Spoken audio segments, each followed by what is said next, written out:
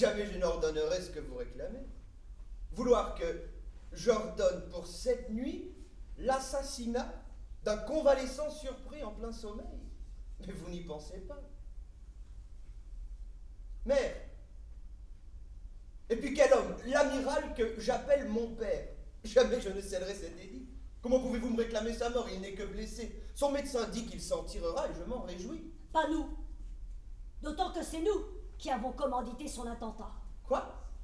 Coligny est un grand amiral, mais il est chef du parti protestant et il a trop d'emprise sur toi. Malheur que tu n'aies pas connu ton père. Il t'aurait forgé l'âme et le bras. Maintenant te voilà au service du premier protestant. Coligny n'est pas ton père, il se sert de toi. Depuis des semaines, il te presse en secret d'intervenir aux Pays-Bas espagnols sous prétexte qu'on y opprime des Huguenots. Personne ici ne veut cette guerre. Je ne la veux pas. Mère, si des protestants sont maltraités quelque part, il faut sans doute aller les défendre. Eh bien non, il ne faut pas. Lutter en Flandre contre l'Espagne catholique reviendrait à engager la France du côté des protestants. Et à s'attirer la colère du pape. Tu allais céder des armes et des soldats à une guerre qui ne nous regarde pas. Nous avons dû agir. Alors oui, on a voulu la battre pour qu'il ne te soit plus de mauvais conseils, mais ça a raté. Alors, on vient te demander l'autorisation de recommencer cette nuit même. On voit là des scrupules.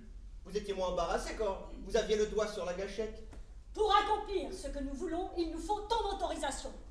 Nous devons exterminer Coligny. Il faudra ensuite aller égorger la Rochefoucauld. Quoi? Foucault aussi? 2 morts? Oui, enfin 2, peut-être un peu plus, car on devra s'occuper des chefs. Disons les grands chefs protestants. En tout, on devrait arriver à 6 morts. 6 morts? Je vais marier ma sœur au protestant Henri de Navarre en signe de réconciliation entre nos 2 religions, et vous voudriez faire assassiner tous les chefs huguenots venus de la France entière pour célébrer leurs noces. Bah justement, on s'est dit que puisque toute l'aristocratie protestante se trouve providentiellement réunie à Paris, ce serait quand même dommage de ne pas en profiter. Ton frère a raison.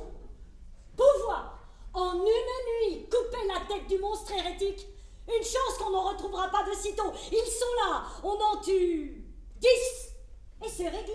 10? Ma mère, j'avais entendu 6. Oui, enfin 6, 10. En tout cas, pas plus de 100. 100 morts?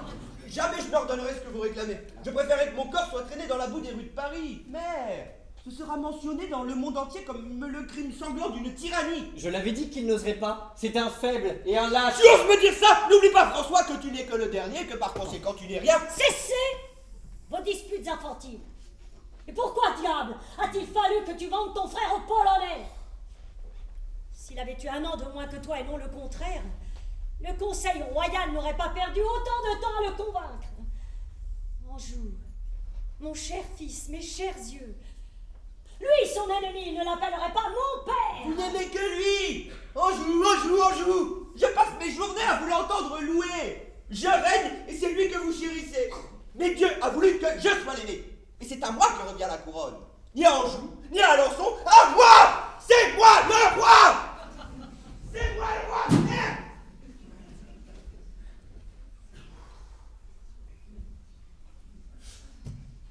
Tuer les chefs protestants invités à la noce. Quelle félonie! Qui de vous deux? Qui a conçu ce plan machiavélique? Et si je vous tirais une balle dans la tête? Avec ton courage de brebis. C'est moi le roi! Sans mort! Jamais je ne pourrai! Il faut être noble d'esprit pour se mettre en peine du malheur des autres. Cependant, les plus intelligents préfèrent flageller leurs ennemis plutôt que d'être traités en esclaves et recevoir le fouet. Ton frère a raison. On reconnaît un roi au bien et au mal qu'il sait faire. Toute la sale besogne depuis que votre père est mort, c'est moi qui l'ai faite, moi et moi seul. Je n'ai peur de personne et celui qui me hait, je lui apprendrai à me vomir, même si ma chute doit m'entraîner au plus profond des enfers. Il faut avoir le courage d'aller jusqu'au bout, Charles. Ce soir, cette nuit, supprimer les grands chefs. Condé, bien sûr, Daubigné, Téligny, Mauvois, Nandé, Demouy, Dubartas, La Rochefoucauld, Navarre, bien sûr. Non, pas Navarre! Prenez Coligny, mais laissez-moi Navarre. Qui d'autre tous les chefs. Mais dans les rues où là je me vois, Coligny et les autres vivent des voisins, des protestants. S'ils entendaient quelques cris et accourir au secours des victimes, que ferions-nous d'eux? On tue. Certains ont des épouses. Ah, ça, quelques femmes aussi, peut-être, on peut pas savoir. Il y aura aussi des vieillards. Ah, tu sais, Charles, dans le noir, on ne voit pas trop l'âge non plus. Et des enfants. Ça ne fera pas 100 morts, mais 1000 morts peut-être. Peut-être. 1000 morts. Pourquoi diable luthériens et papistes ne parviennent-ils pas à danser ensemble? Les protestants ne prient pas Dieu comme les catholiques. Leur façon de s'habiller et de manger est étrange. Dieu attend que tu fasses le grand nettoyage, Charles. Arrêtez avec votre Dieu!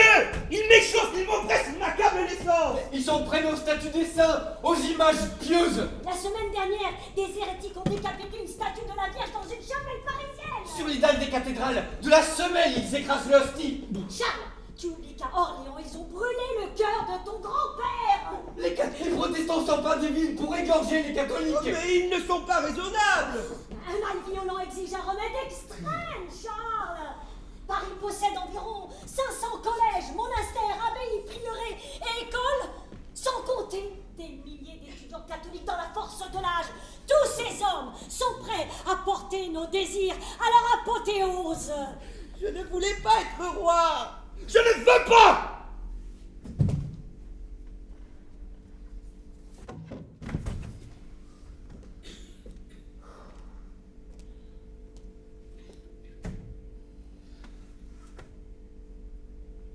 Je veux que vous me contiez la chose.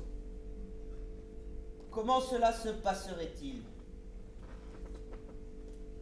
Nous fermerons les portes, afin que personne ne s'échappe. Nous ferons mettre l'ancre au bateau et tendre une chaîne en travers de la Seine afin qu'on ne puisse pas fuir par le fleuve. Vers 2 heures du matin, la grosse cloche de Saint-Germain-l'Auxerrois-la-Marie sonnera la bénédiction des poignards. Toutes les cloches de Paris lui répondront. Ceux qui seront les acteurs du massacre porteront une croix blanche. Celui qui n'en aura pas sera suspecté d'hérésie et mourra, même s'il est roi ou empereur. On fera tirer le canon de la tour et la déflagration donnera le signal à tous. À ce moment-là, on commencera à tuer. Et on ne cessera pas de tuer avant que les cloches aient fini de sonner. Puis on respirera un peu. Passé minuit, nous fêterons quel saint? Barthélemy. À Saint-Barthélemy. Qui mènera les opérations? Le duc de Guise. Les Espagnols catholiques lui envoient de l'or des Indes pour forger des écus français. Pour cette affaire, il a obtenu les largesses du pape, subventions et privilèges. Armé de ce droit d'agir pour le bien contre le mal. Sa politique s'est déguisée en religion. Religion! Le duc de Guise. C'est au plus sanguinaire que vous avez pensé pour décimer les protestants. Comme ça, au moins, on se dit que ce sera bien fait. Ce sera le carnage collectif, vous le savez. À l'intérieur des remparts, la population fanatisée, descendue dans la rue et réveillée par le tocsin, massacrera tous ceux qui ne crient pas vive la messe. Nous passerons de 1000 à 10 000 morts, voire plus. Le Paris catholique frétille. C'est une eau bénite qui va bouillir. Tout tournera à l'exorcisme général. 10 000 morts. Vous me demandez une chose si exécrable qu'elle ne fut jamais conçue par les plus barbares nations du monde. Mais on me considérera comme le plus méchant garçon qui naquit jamais, pire encore que Néron. Mon fils, la postérité nous admirera pour la grandeur de cet acte. Jamais je ne pourrai sortir de la mémoire de l'humanité, jamais. C'est une histoire qu'on racontera plus tard pour faire peur aux petits-enfants. Un roi, parfois, doit verser un long flot le sang de ses sujets. Ce serait effroyable et dépasserait toute conception de l'horreur. On jetterait les gens à travers les vitres, cela prendrait des proportions fantastiques, ce serait comme... Fait! Ce serait fait. Vous avez invité 200 nobles protestants au palais pour les noces de Margot, et maintenant vous voulez rassembler leurs cadavres dans la cour carrée. Vous avez pensé à tout, mais... Si tu ne te décides pas tout de suite, c'est nous qui allons mourir dans quelques heures. En ce moment, rue de Béthisy, Les Huguenots rassemblés autour de ton âme Coligny font le même complot que nous. Pourquoi faire? Égorger la famille royale. Les protestants veulent s'emparer du palais et saigner notre famille. Nous disposons de très peu de temps pour les devancer. Ce sera eux ou nous, et nous devons nous décider tout de suite. Cela fait des semaines qu'ils rassemblent des hommes, Charles. Tu les as autorisés à transporter des armes et finiront par les retourner contre nous. Oui, mais moi aussi j'ai des hommes et des armes. Non, il faut encore réfléchir. Au moins jusqu'à demain Non, matin. demain il ne sera plus de temps. Je veux qu'on sauve ma nourrice protestante. Et Navarre. Épargnez Henri. Oh ben, si l'on doit épargner tout le monde, ce n'est plus la peine de le faire. Navarre est de sang royal, madame. Il devra être protégé. Navarre sera sauf s'il abjure sa religion. Et ce sera à toi, Charles, de lui en sommer. Dague sous la gorge, tu devras demander mort ou messe. C'est une chose que je ne pourrais faire. Un roi peut ce qu'il veut.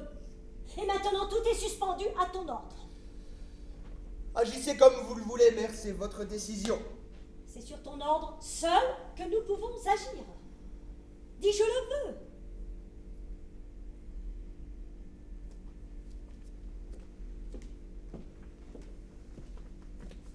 Je le veux. Dis-le. Dis-le. Dis-le, sinon cette nuit je trousse mon paquet et file vers l'Italie. Et toi, tu te retrouveras en France où tu n'auras pas un village où te retirer. C'est ce que tu veux? Non, je ne le veux pas. Alors dis je le veux si tu souhaites que je reste. Je le veux. Quoi, je n'entends pas. Je le veux. Et que veux-tu? Que vous restiez, ma mère. Et puis? Et puis, Charles! Et puis qu'on tue des protestants. Combien? Plusieurs. Combien? Mais beaucoup. Combien? Tous! Tuez-les, mais tuez-les tous! Les hommes, les femmes, les enfants, les infirmes, les vieillards, tuez-les tous! Je ne veux jamais voir un seul visage ni entendre une seule voix! Qu'il ne reste pas un qui puisse venir me faire le reproche! Je m'en remets à votre majesté. Le roi commande. C'est la volonté du roi. Charlotte, va voir Navarre. Fais-toi aimer de lui, je veux tout savoir.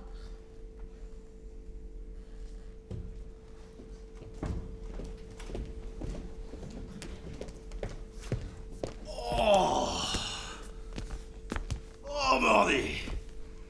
Oh, voilà un coin bien tranquille. Et situé aux environs du Louvre. Cela me va. Mordi, monsieur. Il me semble que vous avez la même sympathie que moi pour cet endroit. Êtes-vous décidé? Vous le voyez, monsieur, pas encore. Je me consulte. Je suis le comte Hannibal de Coconas. Pour vous servir. Et moi, monsieur, votre tout dévoué, le comte Joseph de l'Érac de la Mole. Savez-vous qui est passé par là tantôt? Non, Sa Majesté Charles IX. le roi. Oh, mordi! Oh, je suis fâché de ne pas l'avoir vu. Le roi a passé là tantôt dans la rue. Oui, se rendant au chevet de l'amiral. Quoi? Le roi a visité ce traître? Ce païen? Cet antéchrist? Ce voyou? Ce démon? Bon, celui-là est un catholique. Ah! Je devais dîner chez le roi de Navarre, mais il n'était pas au Louvre. Ah, il paraît que celui-là est un protestant. Imaginez-vous que par la seule protection d'un jeune capitaine protestant, j'avais été introduit jusque dans la grande galerie du Louvre, où, à mon profond étonnement, il n'y avait personne. Oh. Là, mon interlocuteur m'avait laissé seul pour s'informer quand tout à coup, une porte s'ouvre. Oh, comte, l'adorable vision que j'ai eue. Une vision? Une porte s'ouvre, et je me trouve en face d'une femme si noble, si gracieuse, que je crus d'abord que c'était l'ombre de la belle Diane de Poitiers.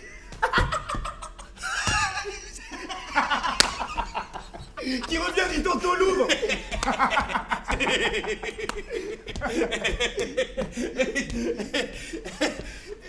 Et c'était? Tout simplement le corps de Madame Marguerite. Oh. Margot, future reine de Navarre. Oh, mordi. Ah, vous n'êtes pas malheureux, hein? J'aime mieux les corps que les ombres. Vous avez raison. Et qu'avez-vous dit? Pas un mot. J'ai tiré la lettre dont j'étais porteur. Je la lui ai remise, et avec la plus jolie main du monde, Elle l'a glissé dans son corset de satin. Ah, comme vous dites vivement les choses, compagnon. Ah, je l'ai dit comme je les sens. Et vous, n'êtes-vous pas également en affaire au Louvre? Gourdi, oui, mais tout le monde n'est pas favorisé comme vous. Non, j'ai tout bonnement rencontré un Allemand. Fort aimable pour un Allemand, lequel, reconnaissant en moi un bon catholique, m'a conduit auprès de M. de Guise, à qui j'avais affaire. C'est que je dois servir ce soir auprès de M. de Guise. J'ai un signe de reconnaissance et un mot de passe personnel. Une affaire secrète dont je ne connais rien. Vous retournez au Louvre? Oui, monsieur. Moi aussi. À quelle heure? J'ai rendez-vous à minuit. Et moi aussi. Ah, ça, vous savez qu'il y a une étrange liaison entre nos deux destinées. Où vous venez, je viens. Et où vous allez, je vais. Au revoir, mon ami. Alors, à tantôt. À tantôt.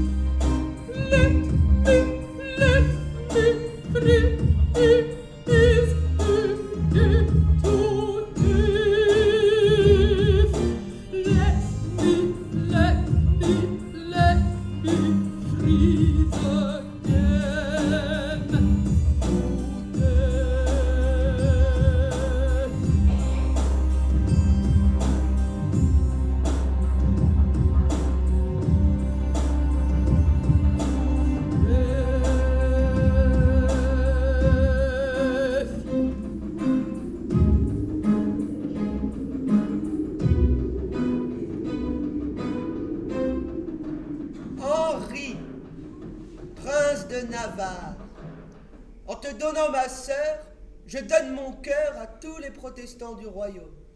Je veux que cette alliance nouvelle entre nos deux religions, nouée par ces mains jointes ici par les rites sacrés du mariage, ne puisse être dissoute avant que la mort ait dissous nos vies.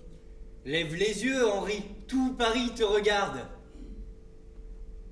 Les nombreuses faveurs dont votre grâce m'a régulièrement honoré, et surtout en cette occasion, m'enchaînent à jamais à la volonté de votre Altesse et à tout ce que la Reine-Mère et votre grâce pourront m'ordonner. Les protestants sont tous nos frères à présent. Vous pouvez voir combien je vous aime en vous unissant ici à ma fille. Comme vous le savez, nos différends en matière de religion auraient pu contrarier vos projets amoureux. Laissons cela, ma mère. Et maintenant, mes seigneurs, les rituels du mariage étant achevés, notre opinion est qu'il serait bon d'aller accomplir pleinement la cérémonie en entendant une sainte messe. Ma sœur, je suppose que vous voudrez bien endurer notre compagnie. Margot, c'est ton mariage qu'on célèbre. Tout à fait, mon cher seigneur, mon frère. Ne me déteste pas trop vite, Margot, ils me haïssent tous déjà.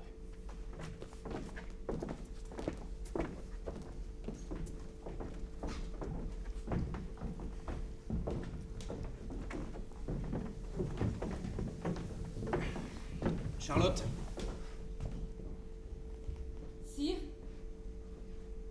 je me croyais dans l'obscurité la plus profonde, tu as soudain tout éclairé. c'est un mauvais tour que je vous joue alors. Que veux-tu dire? Je veux dire que lorsqu'on est maître de la plus belle perle de France, la seule chose que l'on doit désirer, c'est que la lumière disparaisse pour faire place à l'obscurité. Car c'est dans l'obscurité que nous attend le bonheur. Le bonheur. Mais quel bonheur m'attend cette nuit? Un couteau dans le ventre? Mon bonheur est aux mains d'une personne qui se rit et se joue de moi. J'aurais cru au contraire moi que c'était cette personne qui était le jouet et la risée du roi de Navarre. Tu vois pas bien loin avec tes jolis yeux. Tu crois donc que c'est moi qui me marie? Non, non. Non. Ce n'est pas Henri de Navarre qui épouse Marguerite de Valois, c'est la religion réformée qui épouse le pape. Voilà tout.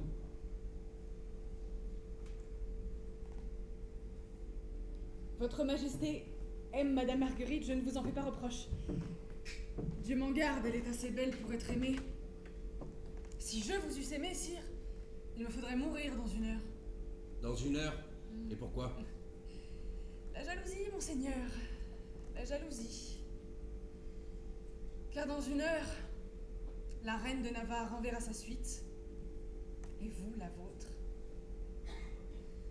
Et c'est une chose que je ne saurais supporter. Et si je ne renvoyais pas mes hommes ce soir? Vous dites là des choses incroyables. Surtout impossibles. Pour que tu me crois, que faut-il que je fasse? Il faudrait m'en donner la preuve.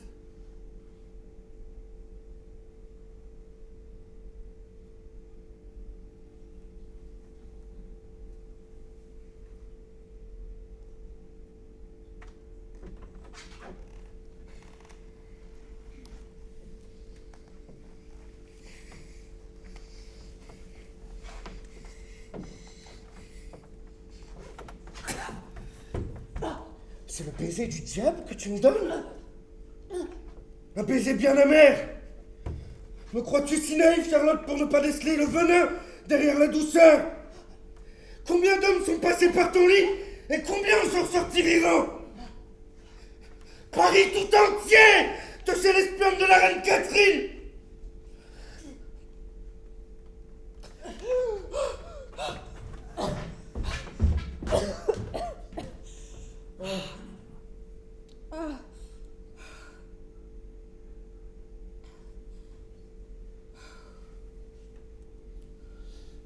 Si tu avais Henri de Navarre près de toi toute cette nuit, ton appartement est au-dessus du mien. Ce soir. J'avais parié que ce petit roitier de Navarre serait le plus heureux des princes, en épousant la plus belle perle de France. Il semblerait que j'ai perdu. Henriot, comme l'avait ton frère, a promis sa nuit de noces à Madame de Sauve. Impossible. Il semblerait que l'amour d'Henri pour Madame de Sauve ne soit plus un secret. Ah, c'est toi, François, mon frère. Oui? Tu écoutais? Oui? Pour ton compte ou pour celui de notre mère? Pour le mien. Que veux-tu? Je suis venu te dire au revoir. Mais pourquoi se dire au revoir? Rien n'est changé. Je t'aime, je suis toujours là. Ah, tu appartiens à ton mari maintenant. Eh bien, sois satisfait, mon mari ne m'aime pas. Il me hait, il me méprise. Reine, je n'ai pas de trône. Femme, je n'ai pas de mari. Toi, tu seras toujours mon frère. Margot, ton mari vient jusqu'ici. Le roi de Navarre, dis-tu? Oh, il semble que nous nous soyons trompés. Je l'ai aperçu au bout du corridor. Je te fais mon compliment, Margot. Tu veux écouter ce qui se dira, François? Je te l'interdis. Prends garde, Margot. Cette fois, je n'écoute plus pour mon compte, mais pour celui de notre mère.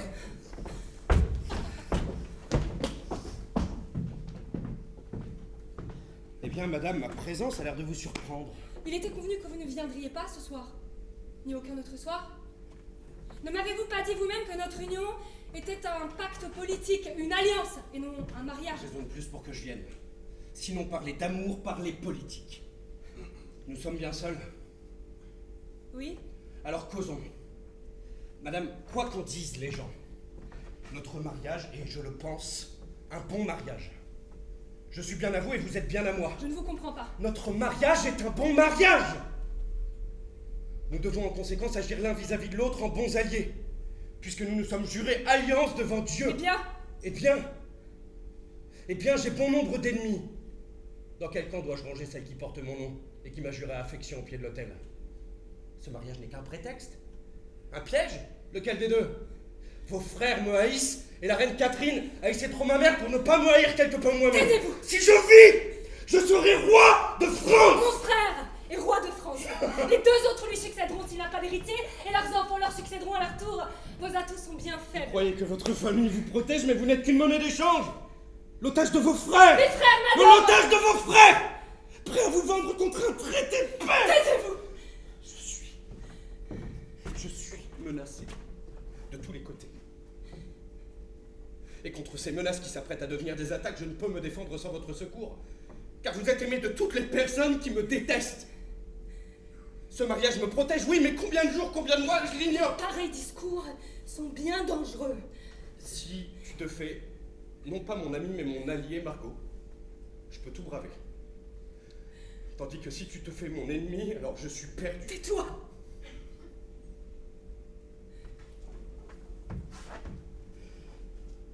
Serais-tu mon ami?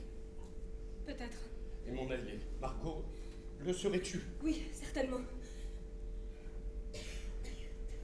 Je vais te raconter le plan que j'ai formé. Je t'en conjure. Eh bien, qu'y a-t-il? Silence, par pitié, pour toi. Ne m'avais-tu pas dit que nous étions seuls? Tais-toi.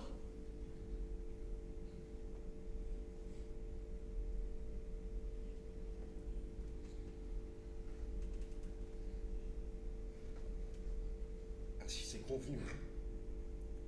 Alliance politique franche et loyale. Franche et loyale. Merci, Margot. À défaut de ton amour, ton amitié me reste. Ah, et... Était-ce un frère? Un amant? Les deux, peut-être? Tu me le diras pas, mais j'aurais bien aimé savoir. Margot est neutre aujourd'hui et sera hostile dans 8 jours. Je ne l'aime pas. Tu voudrais en plus que je le trahisse? François, dis-moi ce qui va se passer cette nuit. Cette nuit? Oh, demande cela à Renée. Elle est sorcière, elle te le dira. Bonne nuit, Margot. Ah, un conseil. Avant de te coucher, pousse un verrou à chacune de tes portes. Et si tu entends du bruit, pousse-en 2. Il voulait prier avant de mourir. Alors prie la Sainte Vierge, Coligny, et baise cette croix.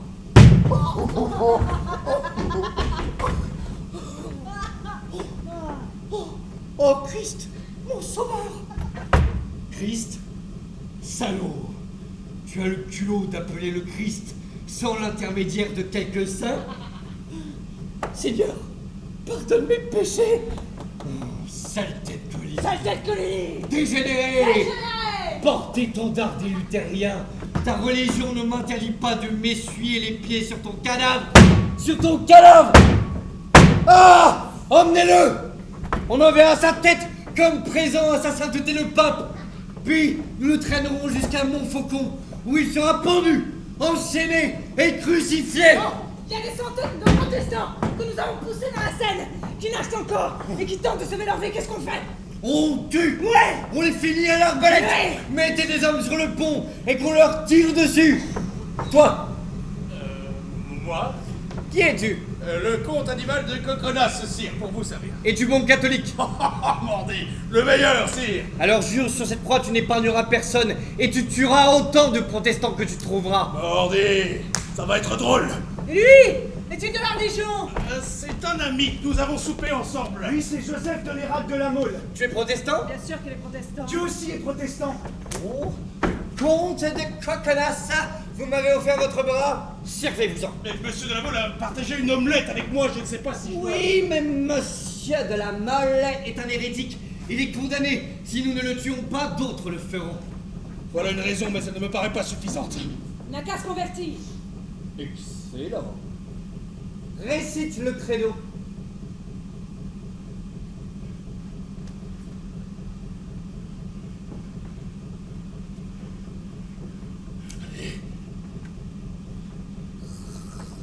Récite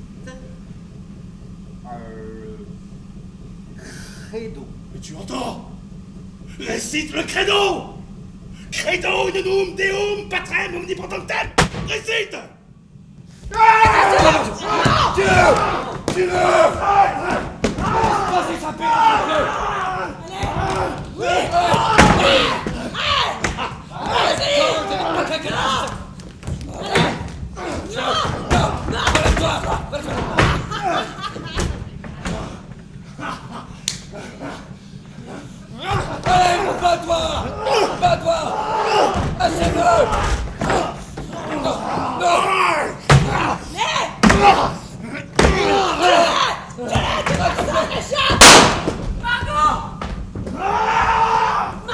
Charlotte, tu vas chercher ton amant jusqu'ici? Mais écoute-moi, il va parler de la vie et de la mort. Le toxin, Margot, le toxin. Mais qu'est-ce que cela veut dire? C'est le signal. Parle! Ton égorge les protestants, Margot. Coligny est mort, son hôtel vient d'être assailli. Et lui, Navarre, un roi! Mais lui qu'on plus danger qu'un autre, Margot. La reine Catherine a juré sa mort. Tout a été fait contre le roi de Navarre. Tout a été fait dans le but de l'attirer à Paris. Notre mariage n'a été qu'un leurre.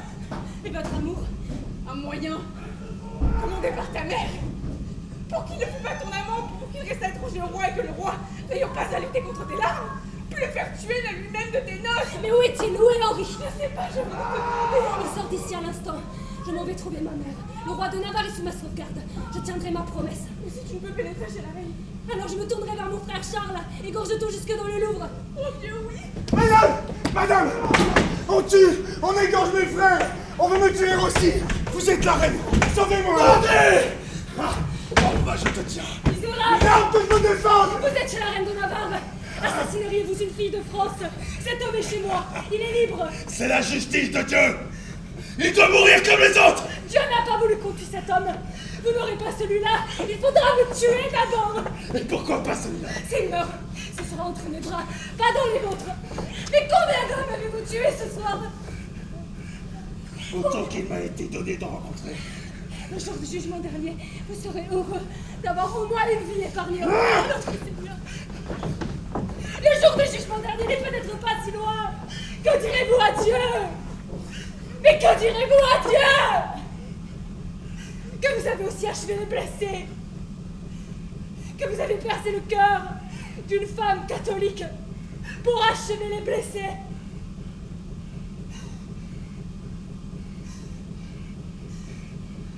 C'était la femme que j'obéis. Et non à la reine! Le duc de Guise m'a donné 12 gardes pour me reconduire à mon hôtel. Ah, tout ce sang. Ah, c'est comme l'orage. Ça me donne envie.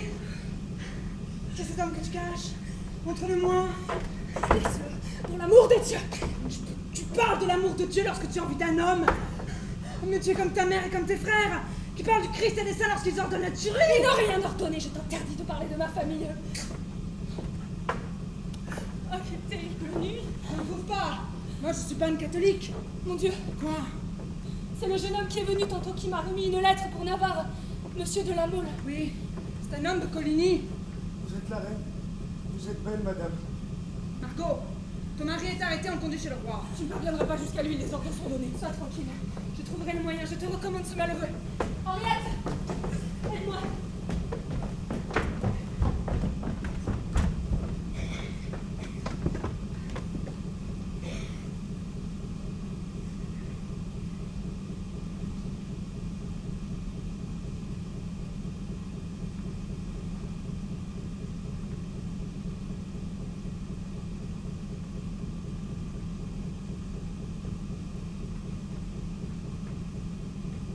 Entre, Henri.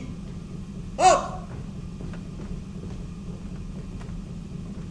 Cette nuit, Henri, on me débarrasse de tous les protestants. Vois-tu là-bas cette fumée noire au-dessus de l'hôtel de Bourbon? C'est la fumée et la flamme de la maison de l'amiral qui brûle. Et vois-tu ce corps que de bons catholiques traînent sur une paillasse déchirée? C'est ton ami Mauvois. Et ces femmes que l'on jette à la Seine, ce sont les épouses de tous les chefs protestants. Insensé! N'as-tu pas entendu ce que j'ai dit? J'ai dit que je ne voulais plus de protestants autour de moi. Entends-tu, Henri? J'ai dit je ne veux plus. Suis-je le roi? Suis-je le maître? Votre Majesté, il faut... Non, Majesté, tue et massacre à cette heure tout ce qui n'est pas catholique. Es-tu catholique ou protestant? Sire, rappelez-vous vos propres paroles. Qu'importe la religion, de qui me sert bien. Que je me rappelle mes paroles. Oui, ils me servaient bien, les Huguenots. Trop bien même. Ils se glissaient partout, à toutes les places, à tous les emplois. Aux finances, à la marine, à la guerre. Jusqu'à ce qu'un plus hardi que les autres se glisse sur mon trône. Mais demain, il n'y aura plus de protestants. Tu entends, Henri? Demain, il n'y en aura plus un seul. Sire, j'entends. Mais comprends-tu, Henri? À merveille. Et je ne vois pas pourquoi le roi de Navarre ferait ce que tant de pauvres gentilshommes n'ont pas voulu faire. Car enfin, s'ils meurent, c'est malheureux. C'est parce qu'on leur a proposé ce que l'on me propose et qu'ils ont refusé, tout comme je refuse. Crois-tu que j'ai pris la peine d'offrir la messe à tous ceux qu'on égorge là-bas? Sire, ne mourrez-vous pas dans la religion de vos pères? Oui. Et toi? Moi aussi, sire. Ah, c'est comme ça? Veux-tu la messe, Henriot? Mort, messe ou Bastille? Choisis. Mort, messe ou Bastille? Es-tu catholique ou protestant? Eh bien, est-ce fait? Non, non, il vient bloquer tes refus. Alors pourquoi fait-il? Il vite parce qu'il est mon frère de par le mariage que vous avez manœuvré. Ensemble que nous avons manœuvré ensemble. Sois fort et digne de la couronne qui la tienne. Ton père, s'il était en vie, saurait ce qu'il faut faire. Pourquoi tire-t-il pas que tu montes ton frère au polonais? Anjou, toujours Anjou, vous n'aimez que lui, c'est moi le roi, pas lui. Mais encore, Madame, tout vient de vous et non du roi Charles. Je le vois maintenant. C'est vous qui avez organisé cette union. C'est vous qui avez fait de votre fille la part qui devait nous perdre tous. Margot. On ne pas le mari aux yeux de sa femme. Exilez-le. Je le suis dans l'exil. Emprisonnez-le, je me fais captive. Tuez-le. Je meurs avec lui. Oh, ma pauvre Margot, tu ferais mieux de lui dire de se faire catholique. Et ne demandez pas une pareille lâcheté à un prince de votre maison. Ma mère, vous avez fait de lui mon époux. Margot a raison, Henri est mon beau-frère. Toi! Mais toi, tu peux être fier de toi! Tu es le roi d'un pays où plus rien ne s'agite, hormis des pendus au gibet. Paris est un cimetière. Tes sujets sont des morts couverts de terre. Margot, Mais vous qui êtes toujours si inquiète pour vos fils. Mais vous pouvez être tranquille à présent, car ils sont maudits pour l'éternité. Et moi aussi, je suis maudite. Quand vous avez invité vos victimes à mes noces, vous vous êtes servi de moi. ton frère nous a sauvé la vie. Et toi, tu l'insultes. Vous ne me ferez pas veuve le jour de mon mariage. Sa vie, je vous la demande à genoux. Charles. Eh bien, emmène-le. Merci, Charles. Merci. Tu me remercieras plus tard. Ne sens-tu pas que le plancher tremble sous ton pas? Ma mère, voilà bien du sang versé. Croyez-vous que Dieu me le pardonnera? Non, car ce sang aura été versé inutilement si Henri conserve celui qu'il a dans les veines. Cette nuit, j'ai appris la haine. Apprenez l'hypocrisie à présent. Ton mari va devenir catholique. Tu ne vas pas devenir protestante. Je désire retourner au troupeau de la vraie bergerie qu'est l'Église catholique, apostolique et romaine. J'abjure toute erreur et hérésie luthérienne et calviniste. Et je vous supplie, au nom de Dieu, de son Fils Jésus-Christ et de la glorieuse Vierge Marie, sa mère, de me pardonner.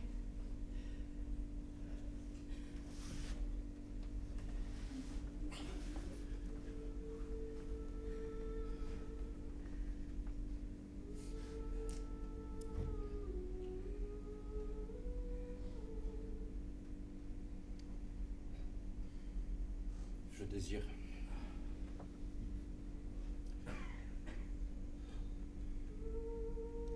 Je désire retourner au troupeau de la vraie bergerie qu'est l'Église catholique, apostolique et romaine. J'abjure toute erreur et hérésie luthérienne et calviniste. Et je vous supplie au nom de Dieu, de son Fils, Jésus-Christ, et de la glorieuse Vierge Marie, sa mère, de me pardonner. Amen.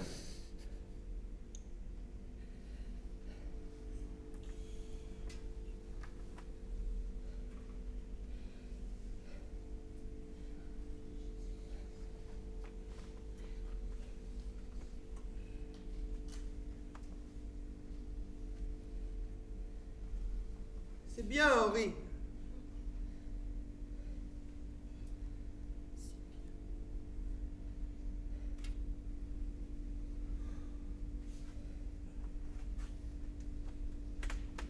J'ai voulu la paix, Margot. La paix pour mon royaume. La paix pour mes enfants. À partir d'aujourd'hui, tu ne quitteras plus le Louvre. Comme ça, tu pourras rester avec ton mari et vos amis protestants. Et faites enlever ces corps. Cela pue, c'est une infection.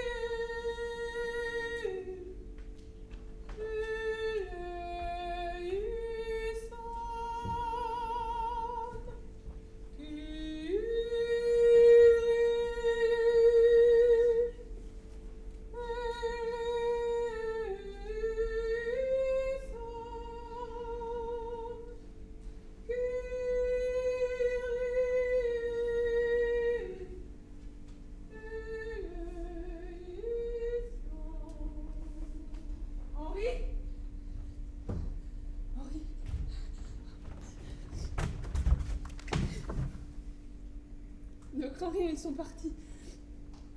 Je vis encore, Charlotte. Ce n'est pas grâce à cet infâme duc de Guise. Ne dis pas de mal des amis de la reine Catherine.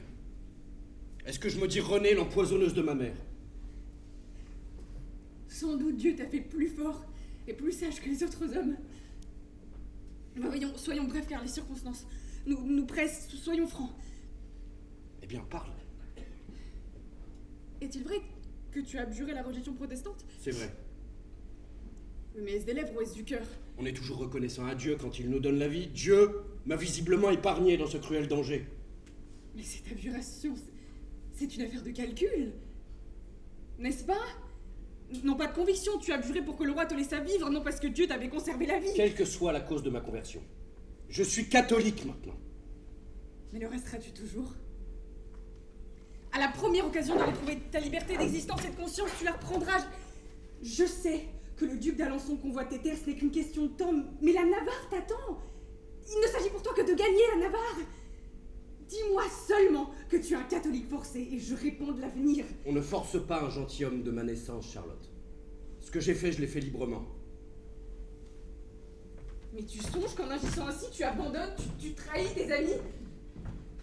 Oui, tu les trahis, car plus de 500 luneaux, au lieu de fuir, sont restés à Paris dans le but de t'enlever et de te faire escorte. Arrête! Arrête, Charlotte! On t'a menti. Margot est bien ma femme. La reine Catherine est bien ma mère. Et le roi Charles est bien le maître de ma vie et de mon cœur. Ainsi donc, sire, voilà la réponse que je rapporterai à tes frères. Je leur dirai que tandis que ton peuple les repousse, leur roi, Henri de Navarre, tend la main et donne son cœur à ceux qui les égorgent.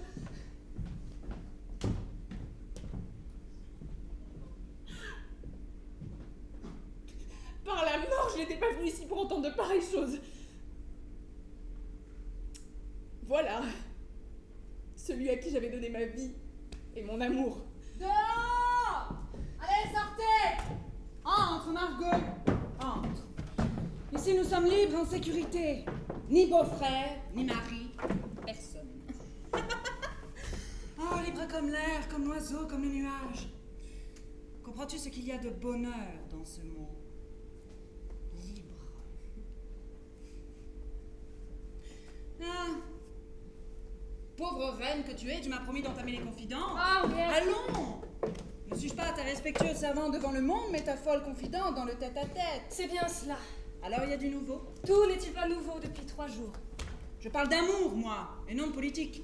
Quand nous aurons l'âge de ta mère, nous ferons de la politique, voyons. Serais-tu mariée pour tout de bon? À qui? Ah, tu me rassures, ce n'est pas ça. Tout au contraire, ma pauvre Henriette. Je suis moins mariée que jamais. Mordi, comme dit quelqu'un de ma connaissance. Tu es bien heureuse. Henriette, j'ai un scrupule. Scrupule de quoi? De religion. Fais-tu une différence entre les protestants et les catholiques? En politique? Oui. Sans doute. Tu sais qu'il y a eu des milliers de conversions, ils n'y tenaient pas tant que ça à leur religion. Oh, je comprends. Je comprends maintenant ce qui fait ton scrupule, c'est ton huguenot. Qui? Le gentilhomme, celui de l'autre nuit. Tu as deviné qu'il s'agissait de lui? Ah, vraiment, comme c'est difficile. Il est venu se réfugier dans mon appartement. Il est si grièvement blessé. Je comprends cela, mais sais-tu que c'est très gênant, un protestant blessé, surtout par les temps qui courent. Et qu'en fais-tu de ton huguenot? J'en fais un convalescent qui habite mon cabinet et que je veux sauver, voilà tout. Il est jeune, il est beau, il est blessé. Tu le caches dans ton cabinet, tu veux le sauver. Ce huguenot-là sera bien ingrat s'il ne t'est pas reconnaissant. Il l'est déjà?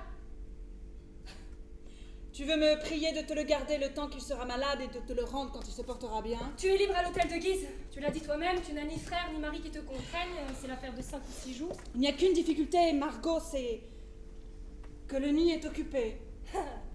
Comment donc? Tu as sauvé quelqu'un, toi? Justement.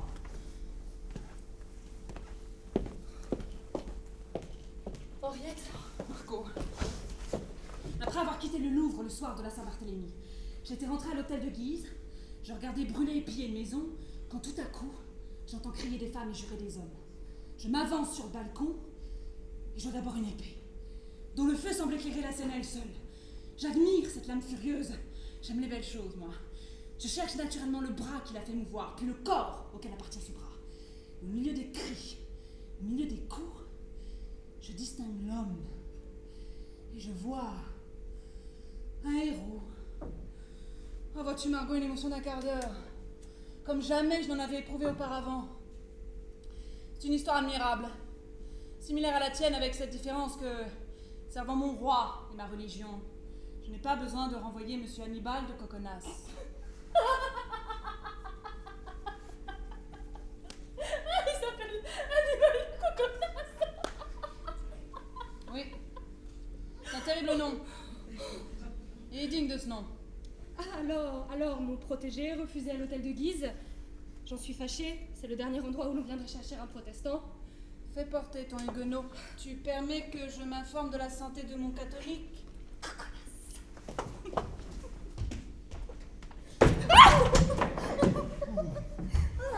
Pourquoi m'exiler de votre appartement? Pour ta sécurité. Depuis que je vous ai revu au Louvre, je n'ai plus eu qu'une pensée, celle d'être reçu au nombre de vos visiteurs afin de vous voir toujours et de vous appartenir à jamais. Écoute, dans la chambre voisine, il est un homme blessé pendant la nuit du massacre. Écoute, s'il se trouvait que cet homme était d'une autre religion que la tienne, ce qui est possible, pour tout le temps que tu seras ici, oublie que tu es protestant. Madame, je vous promets.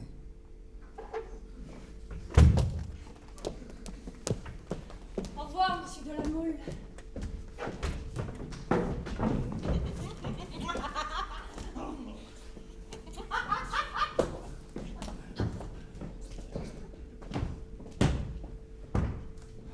Il y a quelqu'un? Oui? Vous a-t-on prévenu que vous m'aviez pour voisin? Monsieur, je sais que j'ai cet honneur. Êtes-vous blessé? Assez grièvement. On m'a parlé d'un accident qui vous était arrivé à vous-même. Oh, juste sur la tête. Heureusement, j'ai le crâne solide. Et vous? Au bras et à la poitrine.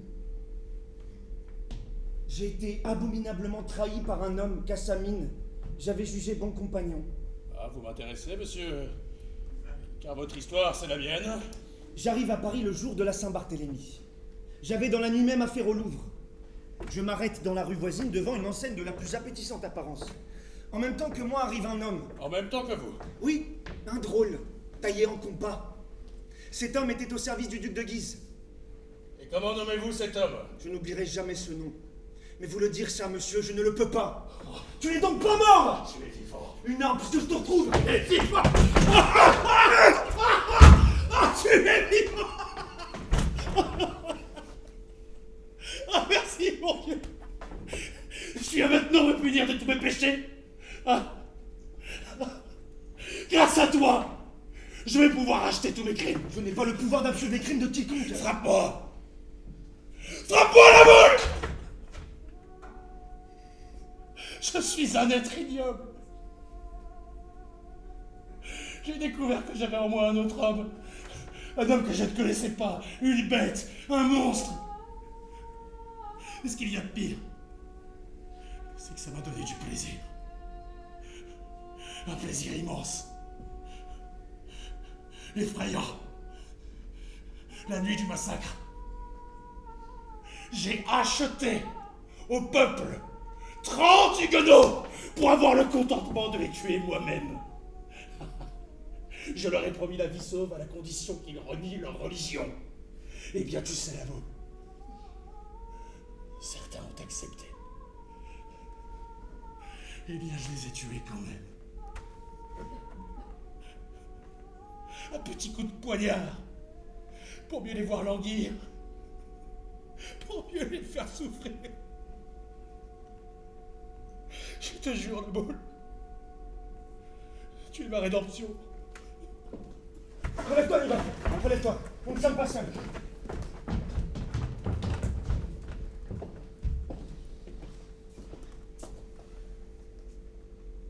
Une aubépine à la fin du mois d'août. C'est un miracle. Mets-toi à genoux, Charles. Et si tu ne crois pas au miracle, aie l'air d'y croire. J'y crois. C'est pour cette raison que j'élèverai une chapelle à Saint-Barthélemy. Oui, Henri, Mon fils, que t'avais-je dit? vous m'aviez dit quelque chose, ma mère. Je t'avais dit qu'il ne viendrait pas. Ah, c'est vrai. Et où est-il donc, ce brave Henriot? À l'église, sans doute. Il a tort.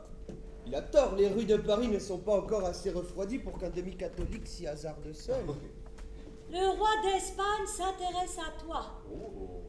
Ce sera un bon mariage. Mais je suis déjà mariée. Tu ne couches même pas avec ton mari. Le soir même de tes noces, il était avec Charlotte, tout le monde le sait. Et alors? Mon père vous a fait 10 enfants sans jamais quitter un seul soir le lit de sa maîtresse? Il m'a aimé à sa façon. Il m'a fait 10 enfants. Oui. Ils sont à l'image de son désir pour vous. Ils sont tous malades. Tais-toi! Oh, le pauvre chat.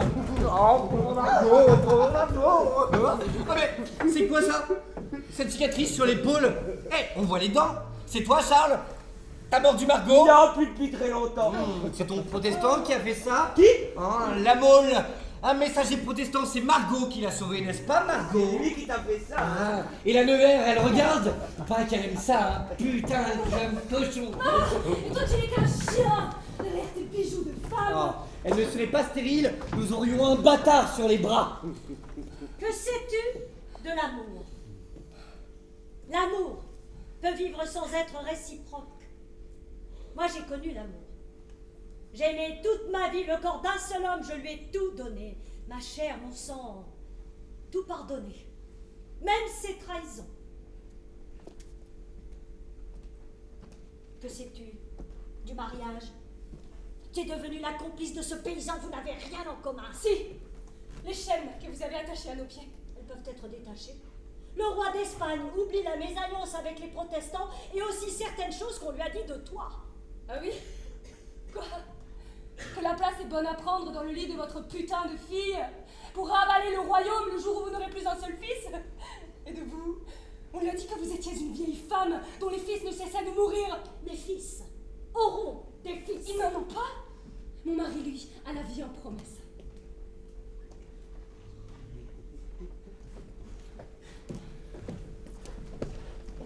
D'où viens-tu, Henriot? Et pourquoi si tard? J'étais à la messe, sire. J'y étais hier. Je reviens aujourd'hui, j'y retourne demain. En passant devant Saint-Germain-l'Auxerrois, j'y suis entré, j'ai entendu un fort beau sermon. Je croyais y trouver votre majesté. Vous allez voir, ma bonne mère, que c'est nous qui sommes en faute et qu'Henriot va devenir meilleur catholique que nous. Il m'en manque plus qu'un chapelet pareil à celui de votre mère pour que chacun voit en moi l'un des plus fervents catholiques du royaume. On ouvre nos fenêtres. Ma mère a raison, tu pues, Henriot. Une odeur de poisson pourri. Mais Margot aussi est incommodée par mon fumet. Hein, c'est comme ça, j'aime pas me laver. Eh ben dis donc, Henriot, quel appétit. Sire, une lame sous la gorge, vous m'avez obligé à me convertir au catholicisme, alors depuis j'ai faim. Aurais-tu préféré le sort du cuistre Coligny? Je croyais que vous l'appeliez mon père. Aujourd'hui, je hais ce que fut l'amiral. Juste un traître qui me manipulait. De ce chef Huguenot, il fallait tout craindre et je suis content qu'il soit mort.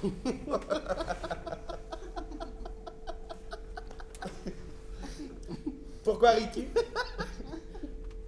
Mais non, je pense à Coligny. On l'a retrouvé? Ouais, le sexe arraché, fourré dans la bouche, et le cadavre nu de sa femme avait des pages de la Bible fourré entre les dents dans la bouche. On aurait préféré l'inverse, non?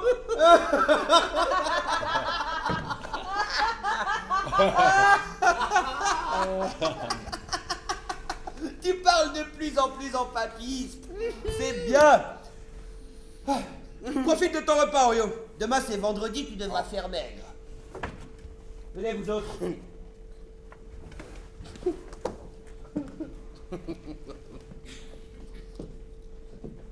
Mais regardez-vous.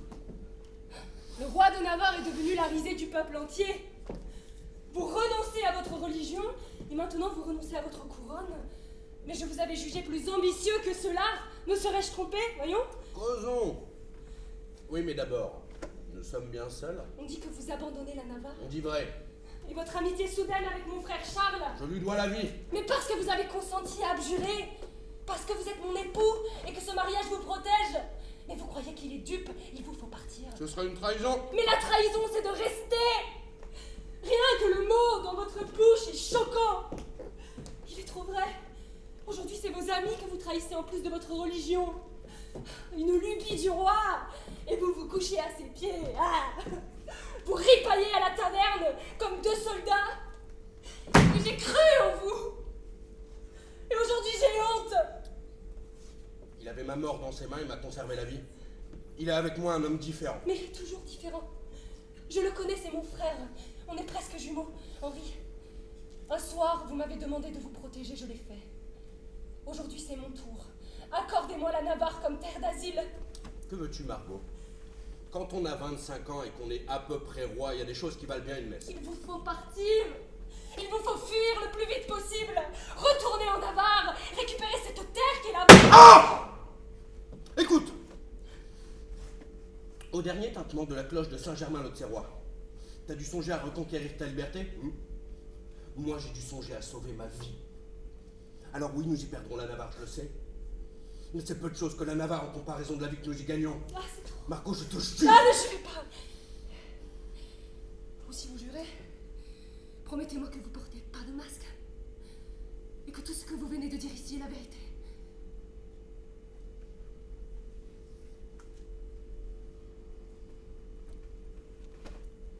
Margot.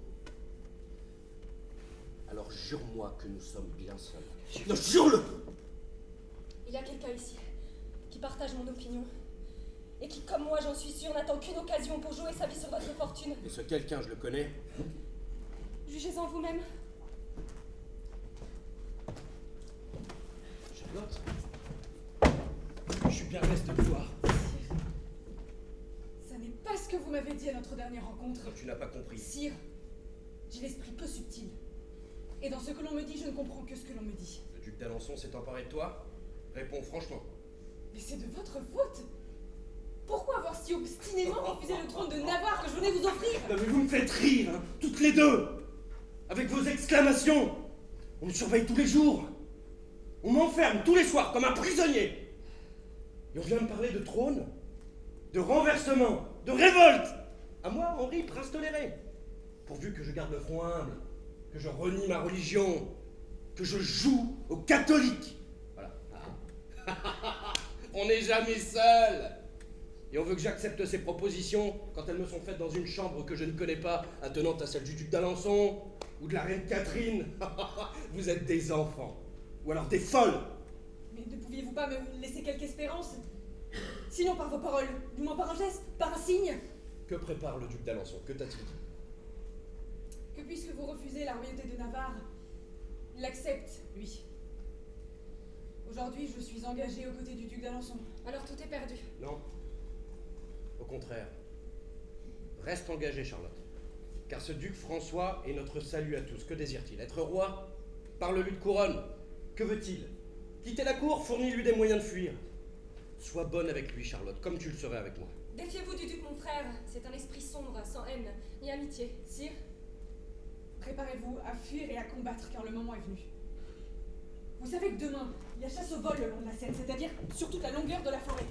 Le duc d'Alençon veut profiter de cette occasion pour fuir jusqu'à la Navarre. Et combien d'hommes sont prêts à le suivre? Nombreux, ils ne croiront désormais plus qu'à celui qui viendra publiquement agir et combattre à leur côté. Eh bien, celui-là, ce sera moi. Alors soyez prêts à fuir. Demain. Fuirai-je seul? Margot. ne suis-je pas votre allié? Ne dois-je pas partager votre bonne et votre mauvaise fortune? Que ferez-vous de moi? Il n'est plus utile que j'aille chez le duc d'Alençon? Ah non, au contraire, ne change rien à tes projets. Ce serait éveiller ses soupçons. Que chacun continue à voir en Alençon le futur chef de mon parti. Alors vous ne renoncez pas à la royauté de Navarre? Je ne renonce à aucune royauté. Je me réserve seulement le droit de choisir la meilleure. Margot, Oui. cet homme que tu as sauvé lors de cette nuit terrible. Cet homme m'avait été recommandé par l'amiral de Coligny. Il faudra qu'il nous seconde dans cette entreprise. Si c'est votre souhait, N'épargne ni l'or ni les promesses pour le séduire. Je laisse tous mes trésors à sa disposition. pauvre la moule, il me donnerait sa vie pour moins que ça. Allez, hâtons-nous! Henriette va le chercher.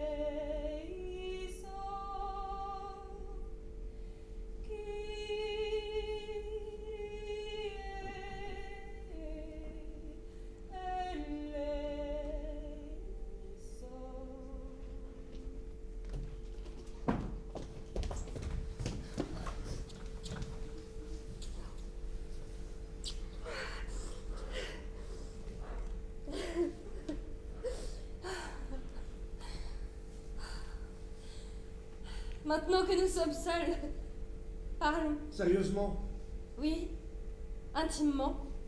Il peut y avoir des choses sérieuses dans l'intimité, surtout dans l'intimité d'une reine. Es-tu jaloux?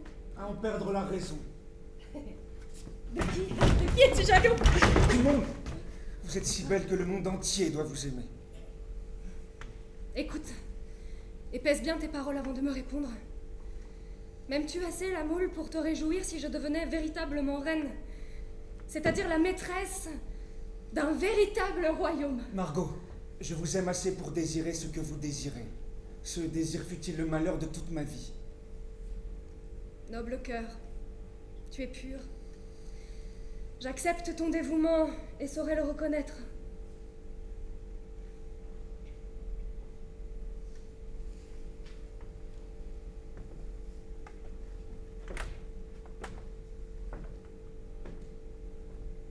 Joseph, Je commence à comprendre.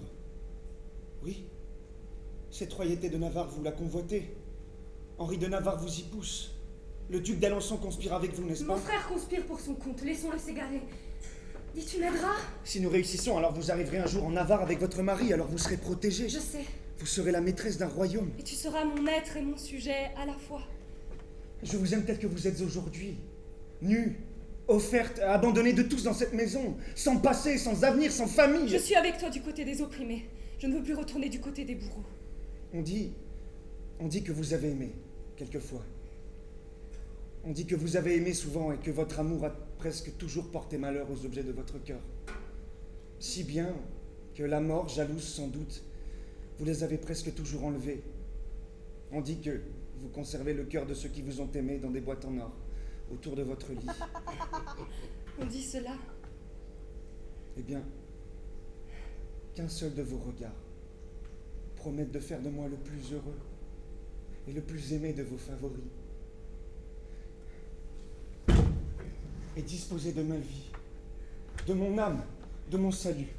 Seulement, jurez-moi que si je meurs pour vous, que le bourreau sépare de mon corps cette tête que vous enveloppez de votre bras, jurez qu'avant qu'on ensevelisse mon corps dans une tombe solitaire, vous viendrez, vous, ma reine, déposer un dernier baiser sur mon front, m'apporter le prix de mon dévouement, la récompense de mon martyre.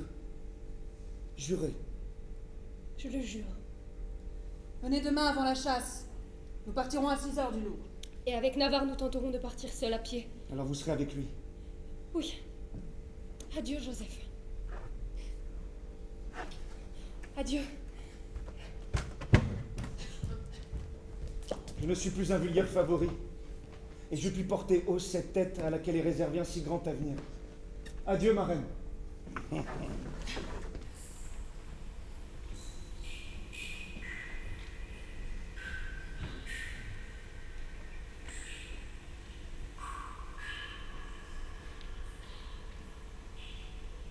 René?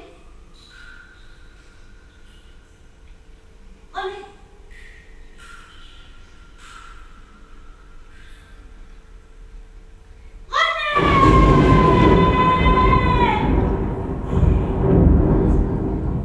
Je suis là, madame. As-tu fait les expériences que je t'avais indiquées? Oui, madame. Toutes deux. Dis-moi tous les détails. Je m'étais procuré 2 poules noires, sans une seule tache blanche.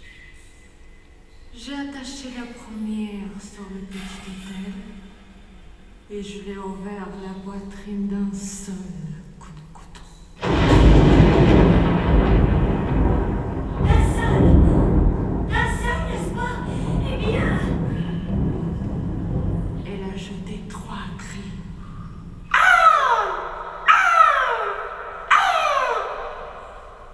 Et a expiré.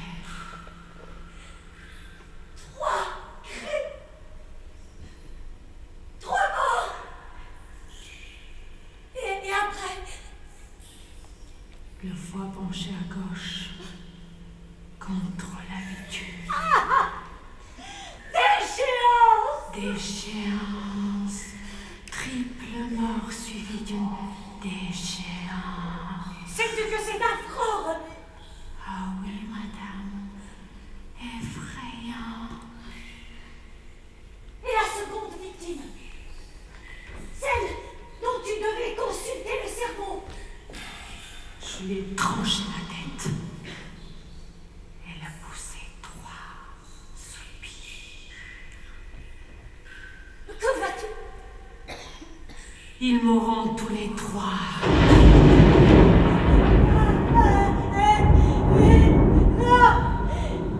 On joue, vivra, n'est-ce pas?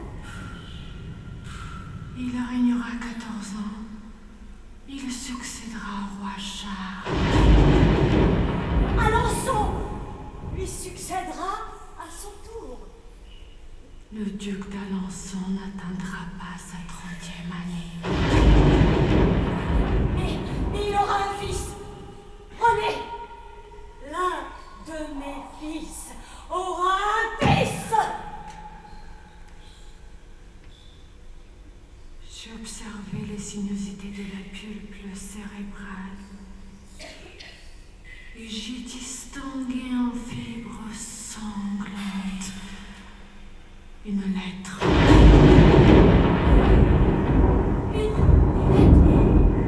Une seule? Oui, mais visible. À ne pas s'y tromper. Et quelle était cette lettre? Un H. Ce H était suivi de 4 lignes parallèles qui semblaient le chiffre 1 répété 4 fois. C'est cela. C'est cela. Charles IX règne. Après Charles IX viendra Henri III, duc d'Anjou. Alors son mourra. Et après, Henri IV.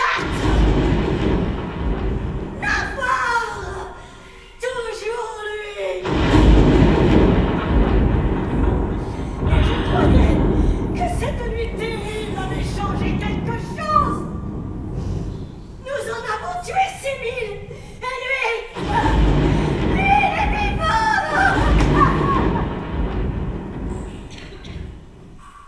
Votre Majesté désire-t-elle que je fasse de nouvelles expériences? Le livre que je t'avais commandé me l'as-tu apporté? Oui, madame.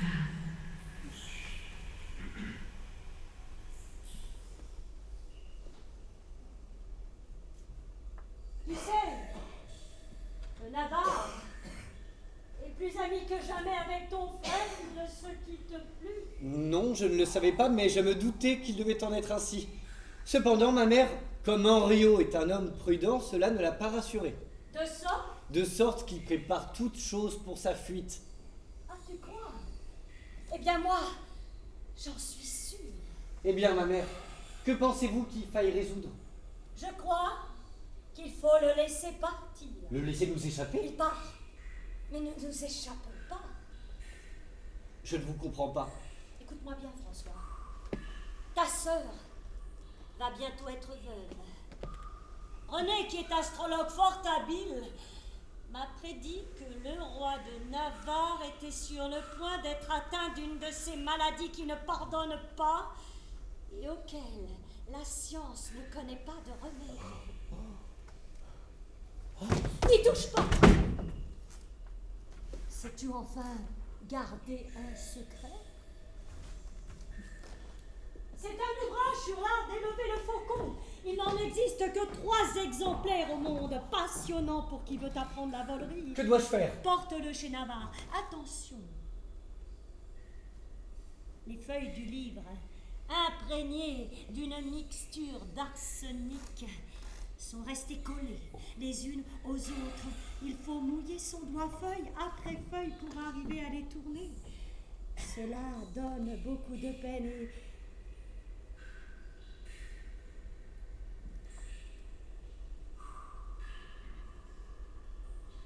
Tu sais, mon fils, s'il doit mourir d'un mal si cruel, mieux vaut qu'il meure loin de nous que sous nos yeux, à la cour. Je comprends à merveille, ma mère. Ah, c'est toi, François. Henriot, tu n'es pas encore prêt. Charles! Non, pardon! Je ne voulais pas partir sans présenter mes respects à votre bonne mère! Tu as raison, elle t'aime tant. Ouais, vous m'attendez pas pour cela! Je vous demande 10 minutes et... Ouais, dans 10 minutes!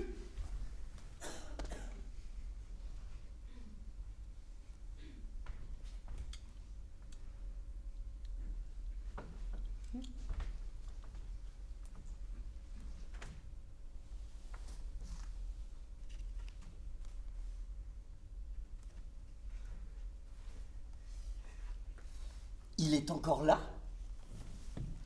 Il lit? Oh! Mais ce n'est pas lui! C'est mon frère! Oh! Qu'allais-je faire? C'est toujours le même enjeu. Seulement, au lieu de la couronne de Navarre. Il s'agit de la couronne de France. Oh, lis, mon frère. Oh, lis. Oh, lis, ça. Oh, lis. Oh, lis. Ah, François, oui, je me disais bien. Bon, tu es venu pour quelque chose? Quelque accusation matinale contre ce pauvre Henriot? Justement. C'est la 10e depuis un mois, mais qu'importe, tu me racontes. François! Charles? Oh non! Oh non, Charles! Oh, mais c'est pas vrai! Oh non! Oh, Charles, j'arrive! Oh, tiens bon! Oh non! Oh, mon frère! Quelqu'un! Oh, tiens bon, j'arrive! Oh non, que t'arrive-t-il? Oh non! Oh non, chienne de vie! Oh, oh, oh, oh, oh.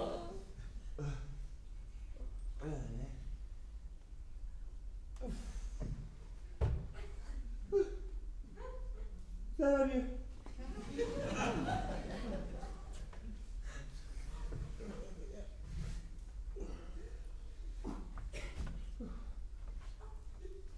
Allez, viens François.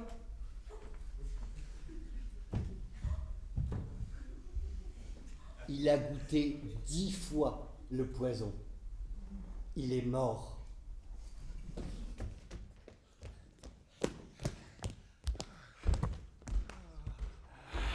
Il m'a semblé que la chasse était singulièrement rapprochée de nous tout à l'heure. J'ai entendu jusqu'au cri des veneurs encourageant les faucons. Et maintenant, on n'entend plus rien.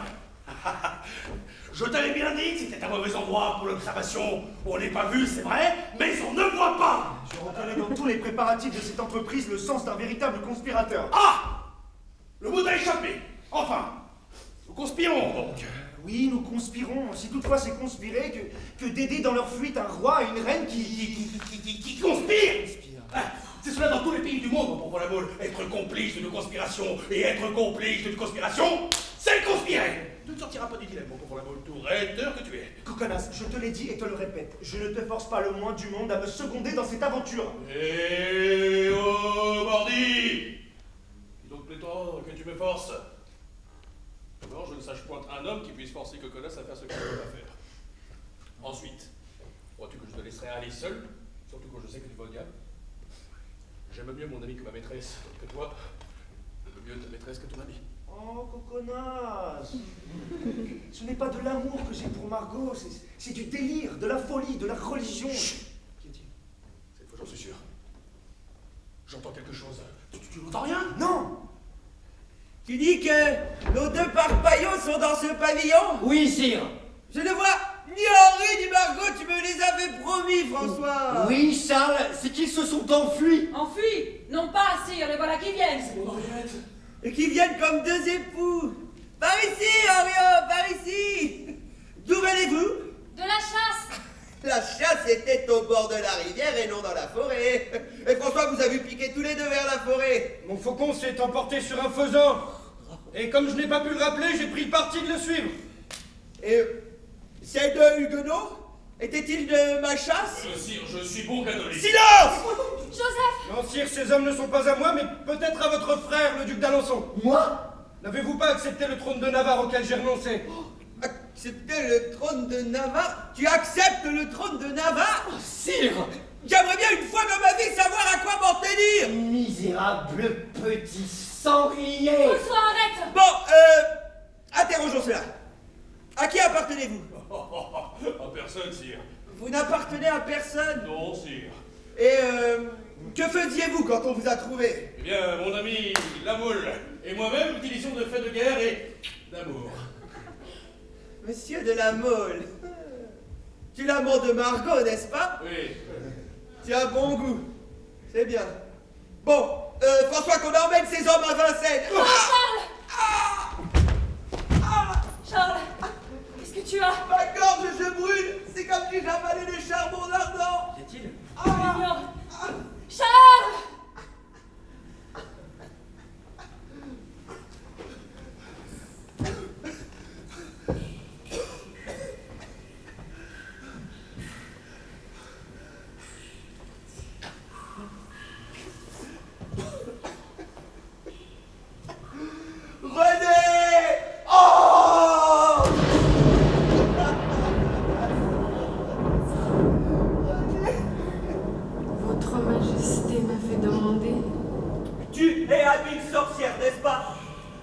Si.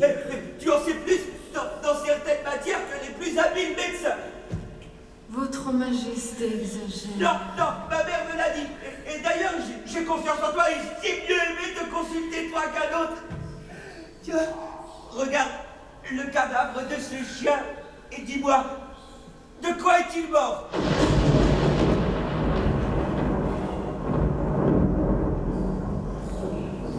Voilà de tristes symptômes, sire. Le chien est mort empoisonné, n'est-ce pas? Je dirais presque quel poison lui a été donné. Quel poison? Un poison minéral, selon toute probabilité. Et qu'éprouverait un homme qui aurait par mégarde avalé de ce même poison? Une grande douleur de tête, des brûlures intérieures, des douleurs d'entrailles, des vomissements. C'est bien ça. Aurait-il soif? Une soif terrible. Puis, plus rien. Comme si le corps gagnait. Puis de nouveau le feu jusqu'à la fin. Mais, tu as dit qu'il s'agissait d'un poison minéral. Mais en es-tu sûr? Comme si je l'avais préparé moi-même.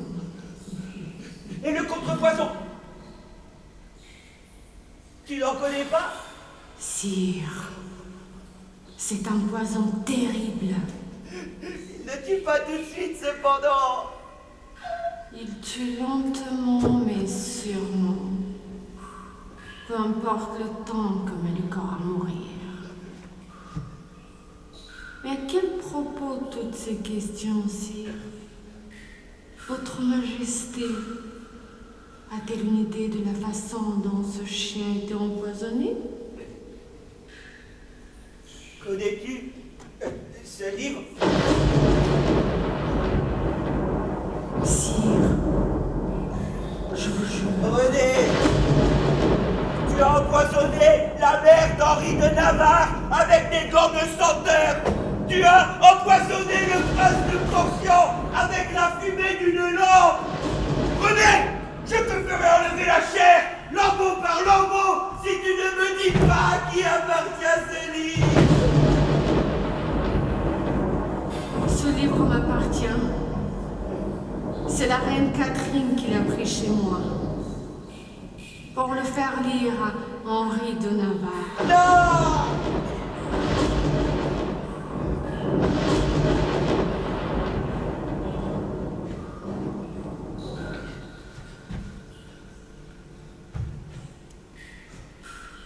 Il a une destinée et je la subis.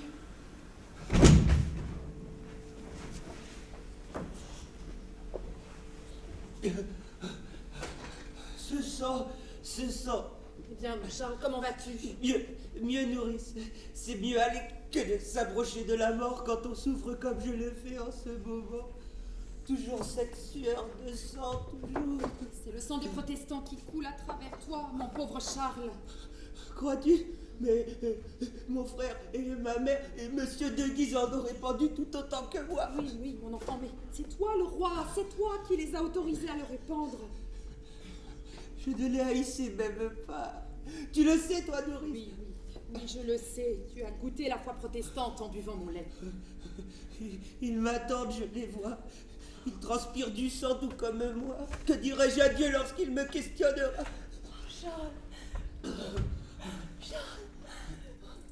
Charles, épargne-moi. Cela fait des jours que tu refuses de quitter ta chambre. Tu ne voulais plus me voir. Charles, je l'aime. Monsieur de la Mole, n'est-ce pas? Tu viens implorer le salut de celui qui m'a assassiné. Il n'est pas coupable, je te le jure. Silence, Margot, pourrait t'entendre. Oh, que m'importe. Et que le monde entier n'est-il là pour m'écouter? Devant le monde entier, je déclarerai qu'il est infâme d'abuser de l'amour d'un gentilhomme pour souiller sa réputation d'un soupçon d'assassinat. C'est quelquefois en étouffant ses souffrances qu'on honore le mieux les morts. Ils ne sont pas morts! Moi! Je suis... Il n'a fait que m'aimer, Charles. Ce n'est pas un crime. Non, ce n'est pas un crime. Accorde-moi la grâce de Monsieur de la Mole. Il m'a assassiné, Margot. Mais ce n'est pas lui. Je le sais. Et tu connais le coupable? Je le connais. Serait-ce un de nos frères? Lequel? François? Alors serait-ce notre mère? Mon Dieu, Charles, c'est impossible! Impossible. Si René était là, il te raconterait. Silence, Charles! Silence! À présent, tu comprends qu'il faut que l'on croie que je meurs de la main de ton amant. Oh, grâce, Charles! Grâce, puisque tu le sais innocent! Je le sais.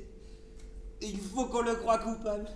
Laisse mourir ton amant, Margot, pour sauver l'honneur de la maison de France. Je meurs bien pour cette même cause, moi. Et sans me plaindre, tu le vois. À présent, sors, Margot.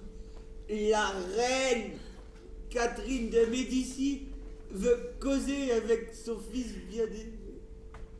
Seulement, madame, une autre personne doit assister à cet entretien. Mon frère, madame, faites-le appeler. Charlotte, par ordre du roi, va quérir le duc d'Alençon. Non, pas le duc d'Alençon. J'ai dit mon frère, madame. De quel frère veux-tu parler? Anjou, il est en Pologne, rappelle-toi.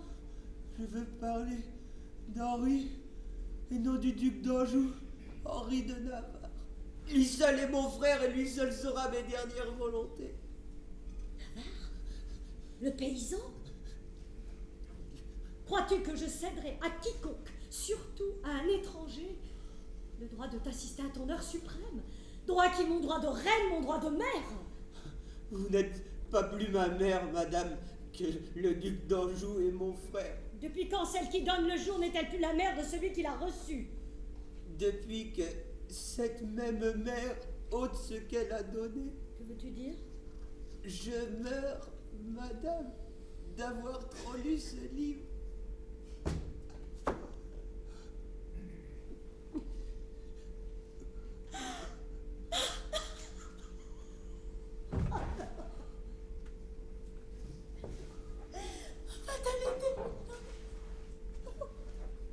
Non, ce n'était pas pour toi. C'était pour l'autre, le paysan. Je te le jure. Sylvie, c'est la fin de notre famille. C'était une faiblesse. Brûlez-le.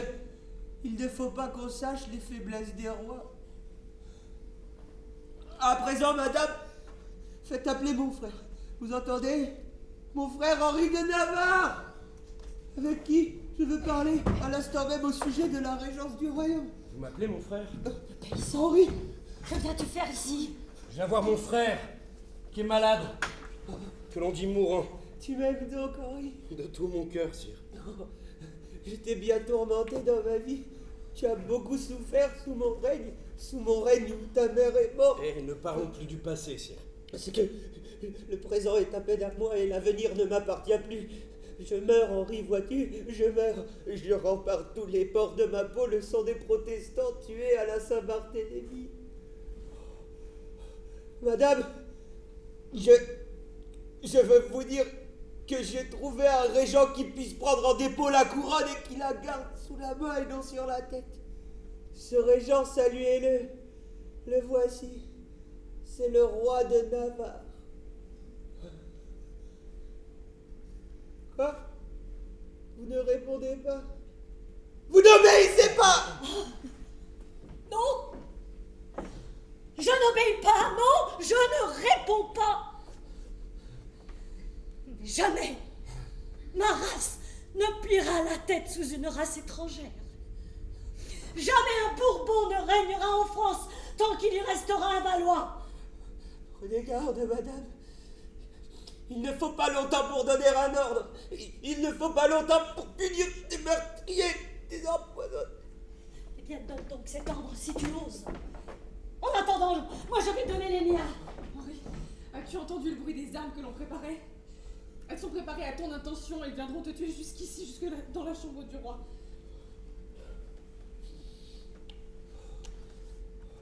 Adieu, mon frère. Meurs en paix, pauvre abandonné. Au nom de nos frères, je te pardonne. Au nom de nos frères, Je te pardonne le sang versé.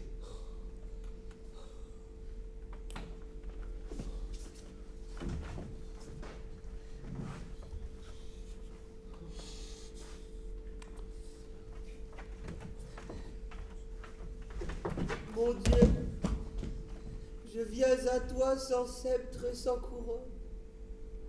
Oublie les crimes du roi et rappelle-toi seulement les souffrances de ton enfant.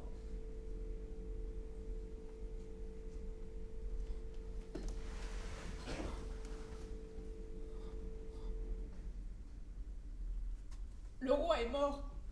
Mort! Mort! Oh. Donc, je suis roi! Faites proclamer le duc d'Anjou! Mon frère est en Pologne et ne peut pas être proclamé roi! Ton frère frappe aux portes de Vincennes en ce moment même. Prends garde, mon fils. Un mot de plus, et tu es un rebelle.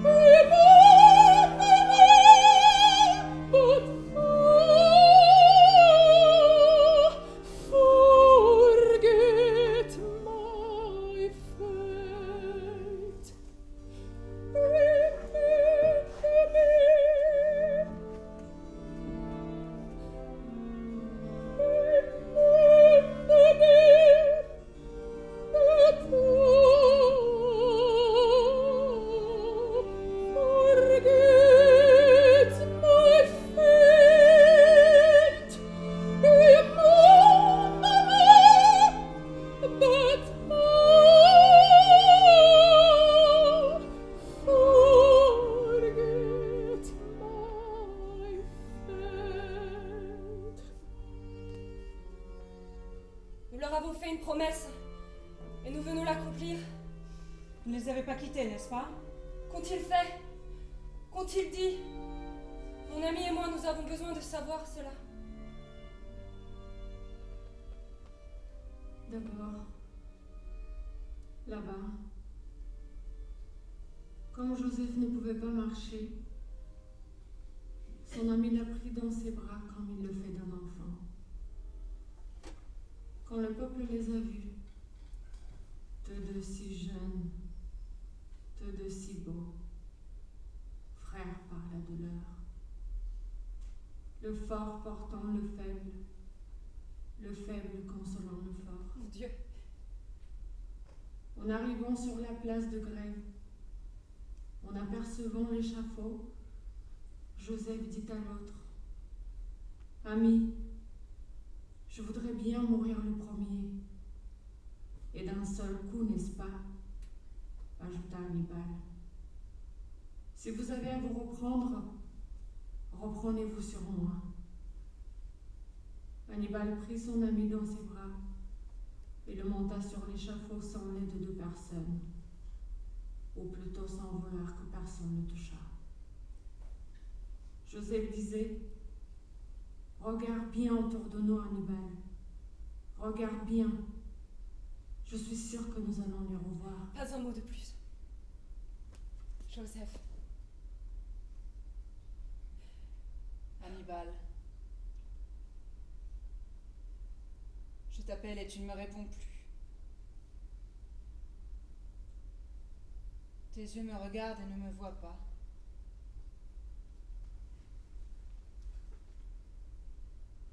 Vous ferez prier pour leurs âmes.